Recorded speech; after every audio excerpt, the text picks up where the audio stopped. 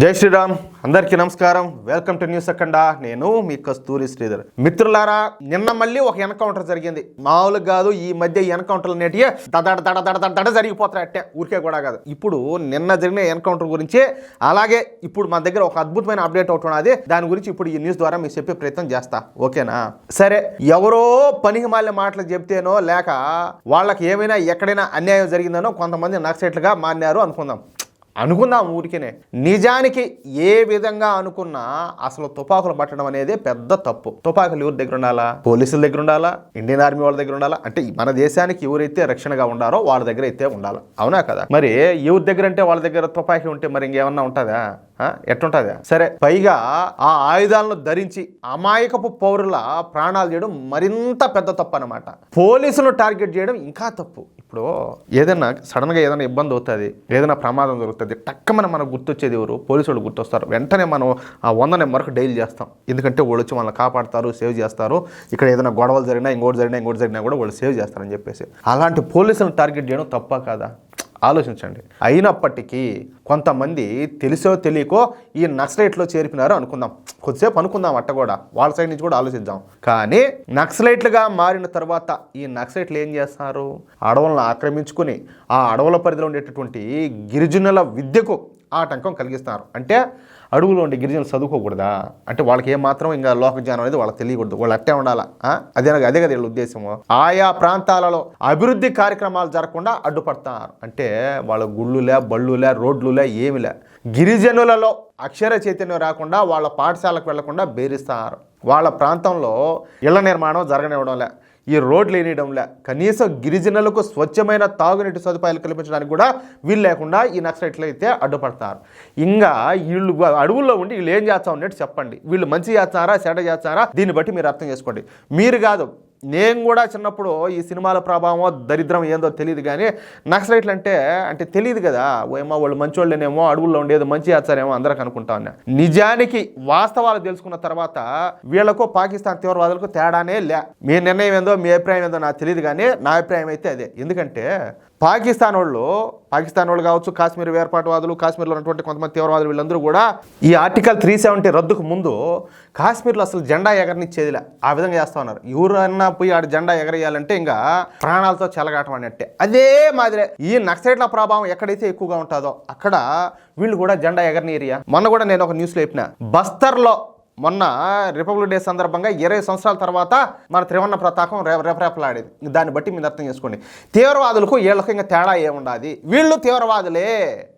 చూడండి, ఇంకా వీళ్ళ కథ మామూలుగా లేదు. అంతేకాకుండా ఇవన్నీ చాలవన్నట్టుగా ఈ నక్సలైట్లు గిరిజనుల సంస్కృతి సాంప్రదాయాలను చెరిపేస్తారు, వాళ్ళ దేవాలయాలను మూసేస్తారు. గిరిజనులు అంటేనే వాళ్ళ పాపం అన్ని పుణ్యదిలిన వాళ్ళు, అమాయకులే వాళ్ళు ఏంటంటే ఈ అడవిని తమ ఆదాయ వనరుగాను తమ తల్లిగాను భావిస్తారన్నమాట. ఇప్పుడు హిందూ సంస్కృతి అంటేనే మనం ప్రకృతిని పూజించే వాళ్ళం. గిరిజనులు ఏంటంటే ఇంకా పుట్టను పూజిస్తారు, నీళ్ళను పూజిస్తారు, వాళ్లకు ఈ అడవి దేవతలు ఉంటారు. అట్లాంటిది వాళ్ళ సంస్కృతి సాంప్రదాయాలను చెడిపేసి వాళ్ళ ఆచార వ్యవహారాలను అణగదొక్కేసి వాళ్ళ దేవాలయాలను మూసేస్తే ఇంక వాళ్ళకి ఏంది చెప్పండి? మనం చూస్తూ ఉంటాం, వింటూ ఉంటాం, ఈ సినిమాల్లోనూ సీరియల్లోనూ ఈ కొండ దేవతలన్నీ ఇట్లా ఎంత గొప్పగా, ఎంత బాగా పూజిస్తారు వాళ్ళు, ఎంత గొప్పగా వేడుకలు చేసుకుంటారు వాళ్ళ. ఏంది లేకపోతే పాపం కదా ఇదంతా.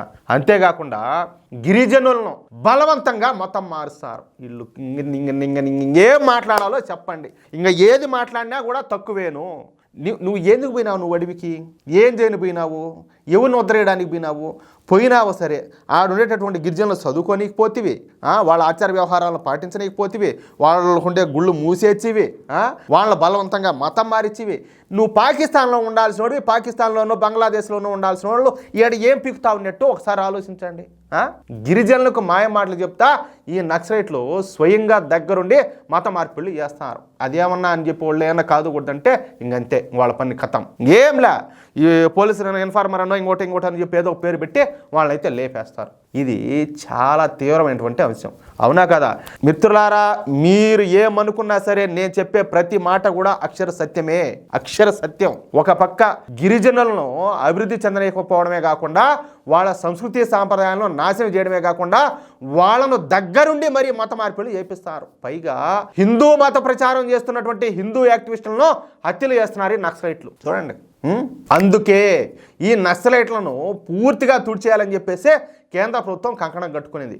మొదటగా ఈ నక్సలైట్లను ప్రభుత్వం ముందు లొంగిపోవడానికే కేంద్ర ప్రభుత్వం అనేక అవకాశాలు కల్పించింది. వాళ్ళ కోసం ప్రత్యేకంగా కొన్ని సౌకర్యాలు కూడా కల్పించింది. శిక్షణలు తగ్గిస్తామని చెప్పేసి, అలాగే వాళ్లకు ఉపాధి అవకాశాలు కల్పిస్తామని చెప్పి తెలియజేసింది. నాయనా మారండ్ర స్వామి, మీకు కూడా అవకాశాలు ఇచ్చాము, మీరు ఎందుకు ఊరికే దేశాన్ని భ్రష్టు పట్టిస్తారని చెప్పేసి చాలా వరకు అవకాశాలు ఇచ్చారు. అయినప్పటికీ ఈ మతం మారినటువంటి, ఈ దేశ వ్యతిరేకులైనటువంటి, ఈ హిందూ వ్యతిరేకులైనటువంటి నక్సలైట్లు ప్రభుత్వం మాట వినలా. పైగా బరి తెగించి ఈ మత మార్పిళ్ళు చేయడం, హిందూ యాక్టివిస్టులను హత్యలు చేయడం వంటి పనులు అయితే కంటిన్యూ చేస్తూనే ఉన్నారు. అందుకే కేంద్ర ప్రభుత్వం ఆపరేషన్ కగార్ను ప్రారంభించింది. అంటే 2026 మార్చి నాటికి దేశంలో ఉన్న మొత్తం నక్సలైట్లను తుడిచిపెట్టేయడమే లక్ష్యంగా ఈ ఆపరేషన్ కగార్ను కేంద్ర హోంశాఖ మంత్రి వర్యులైనటువంటి అమిత్ షా గారు ప్రారంభించారు. ఎట్టాడు అమిత్ షా ఒక్కటిగానే అనుకున్నాడంటే సాధించిన దాకా నిద్రపోవడం, అంత మొండోడు అనమాట.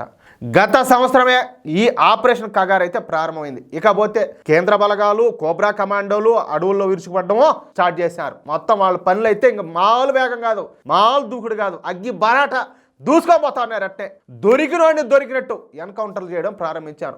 ఎక్కడ కూడా వెనక్కు తగ్గకుండా ముందుకు దూసుకోపోవడం స్టార్ట్ చేశారు. అందుకోసం కేంద్ర ప్రభుత్వం కూడా నక్సలైట్లతో యుద్ధం చేస్తున్నటువంటి బలగాలకు ఈ ప్రత్యేక ఆయుధాలన్నింటినీ కూడా అడ్వాన్స్డ్ వెపన్స్ అన్ని కూడా అందించింది. మామూలు కూడా కాదు. ఇప్పుడు పాకిస్తాన్ బార్డర్లో పనిచేసే మన ఆర్మీకి ఎటువంటి ఈ వెపన్స్ అన్ని కూడా ఉంటాయో అటువంటి వెపన్స్ అన్ని కూడా వీళ్ళకు కూడా అందించారు. దీంతో గత సంవత్సరం నుంచి ప్రతి ఎన్కౌంటర్లోనూ కేంద్ర బలగాలదే పై చేయిగా నిలుస్తూ వచ్చింది. ఈ క్రమంలో గత సంవత్సరం దాదాపుగా 240 మంది నక్సలైట్లు ఎన్కౌంటర్ అయిపోయినారియా.